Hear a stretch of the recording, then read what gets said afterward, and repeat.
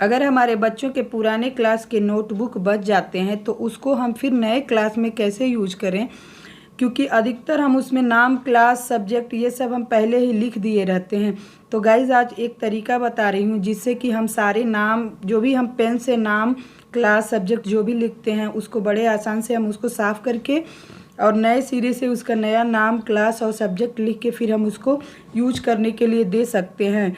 तो उसके लिए हमें करना क्या है गाइज, हम ले लेंगे थोड़ा सा, देखिए मैं अभी आपको लेके दिखा रही हूँ। हमें ले लेना है सैनिटाइज़र, और सैनिटाइज़र को इस तरह से जहाँ भी हमने नाम, क्लास लिखा हुआ है उस पर देखिए मैं स्प्रे कर देती हूँ। तो इस तरह से आप भी चाहें तो स्प्रे करके और बड़े ही आराम से जो भी पहले से नाम, सब्जेक्ट, क्लास जो भी हम अपने बच्चों के नोटबुक पे लिख के रखे हैं उसको क्लीन कर सकते हैं। और ये नोटबुक अगर इसको हमने यूज नहीं किया, हमारे बच्चे यूज़ नहीं किए हैं, अगर ये खाली साफ़ सुथरा है, अंदर से बिल्कुल पेज बचा हुआ है, तो इसको नेक्स्ट क्लास में भी बहुत ही आराम से हमारे बच्चे यूज कर सकते हैं। आप देख सकते हैं इस पर ये पूरी खाली नोटबुक थी, बस मैंने पिछले साल इस पर नाम लिख रखी थी। तो मैं आपको दिखाती हूँ कि किस तरह से हम बड़े आराम से इसको क्लीन कर ली हूँ। अब नए सिरे से इसमें नाम, क्लास लिख दूँगी और ये यूज़ करने के लिए बिल्कुल ही अच्छे से तैयार है। तो आई थिंक ये टिप्स आपको अच्छा लगा होगा। और गाइस चैनल पे नए हैं तो प्लीज़ चैनल को सब्सक्राइब कर दीजिएगा एंड लाइक का बटन दबाना ना भूलिएगा। नेक्स्ट टिप जो है वो रबड़ बैंड को लेके है। रबड़ बैंड हम ले आके रखते हैं तो थोड़े दिन के बाद वो आपस में चिपक जाते हैं, उसके बाद हमारे रबड़ बैंड ख़राब हो जाते हैं। तो उसके लिए भी हम एक छोटा सा तरीका यूज़ करने वाले हैं जिससे कि हमारे रबड़ बैंड काफ़ी दिनों तक हम यूज़ कर पाएंगे और ये ख़राब नहीं होंगे। तो हमें ले लेना है कोई सा भी टेल्कम पाउडर। गाइस जो मैं अभी टेल्कम पाउडर ली हूँ और उसके बाद टेल्कम पाउडर को अच्छे से उस रबड़ बैंड पे छिड़क लेना है। और रबड़ बैंड से छिड़क के हमें अच्छे से हाथों से सारे रबड़ को आपस में मिला देना है, जितने भी टेल्कम पाउडर हमने इस पर छिड़का हुआ है। और इसके बाद जो भी सारे रबड़ को हम अच्छे से उठा के और एक कंटेनर में रख देंगे। इस तरह से हमारा ये जो रबड़ है आपस में बिल्कुल भी नहीं चिपकेगा और ये काफ़ी दिनों तक, साल 2 साल तक ये आराम से, हम जब तक ये ख़त्म ना हो जाए तब तक हम इसको यूज़ कर पाएंगे। तो जब भी आप रबड़ लाते हैं इस तरीके से आप रबड़ को स्टोर, और मैं सारे रबड़ को एक कंटेनर में उठा के रख देती हूँ। और चलिए इसी के साथ चलती हूँ अपने नेक्स्ट टिप के तरफ। और इस तरह से अगर छोटे छोटे टिप्स अगर हम यूज़ करें तो हमारे पैसे भी बच जाते हैं और हमें काफ़ी परेशानियों से भी बचाती है। तो जब भी हम जुराब पहनते हैं तो जुराब पहनते समय के बाद हमारे पैरों में और हमारे शूज़ में अधिकतर ये होता है कि बैड स्मेल आती है, और जिससे कि जो कि हमको बिल्कुल अच्छा नहीं लगता है। तो चलिए इसके लिए भी एक जुगाड़ कर ही लेते हैं जिससे कि हम इस परेशानी से भी हमको निजात मिल जाएगी। जब भी हमें जुराब पहनना हो हमें जुराब को उल्टा साइड से रख देना है।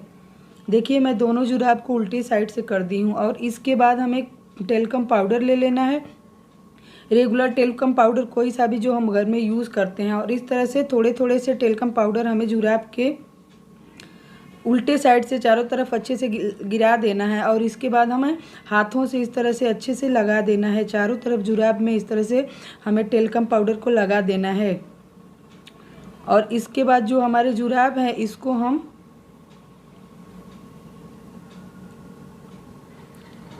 फिर वापस से सीधे साइज से करके, और जब भी हम इसको पहनेंगे तो ये हमारे जुराब में बिल्कुल भी बैड स्मेल नहीं आएगी और हमारे पैरों में भी बैड स्मेल नहीं आएगी और जूते भी हमारे फ्रेश रहेंगे, हमारे जूते में से भी बैड स्मेल नहीं आएगा। तो गाइज़ अगर आपको जब भी आप अगर डेली वियर करते हैं, जूते पहनते हैं, जुराब वियर करते हैं, तो आप ज़रूर से इस तरह से करके पहनिए इससे। और चलिए चलती हूँ अपने नेक्स्ट टिप के तरफ, जो कि है जब भी हम आटा गूँथते हैं और इस तरह से अगर हम रिंग वियर करते हैं तो वो आटा हमारे रिंग में लग के हमारे रिंग को गंदा करता है, रिंग में फंस जाते हैं। तो अधिकतर क्या होता है हम रिंग उतार देते हैं और इस तरह से उतार के किचन में कहीं भी रख देते हैं, और बाद में अगर हमें तुरंत अगर ना वियर करें, हमें भूल जाए तो हमारे रिंग गायब होने के भी चांस रहते हैं। और कभी कभार तो हम इसको डस्ट में भी उठा के फेंक सकते हैं। तो गाइज़ इसके लिए क्यों ना हम एक ऐसा जुगाड़ करें जिससे कि हमारा रिंग अपने प्रॉपर जगह पे रहे और ये अगर हम भूल भी जाएँ तभी हमारा रिंग सेफ रहे और गायब ना हो।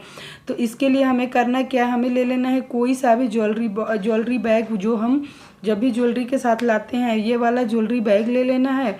और उसके बाद हमें लेना है cello tape, double sided tape ले लेना है।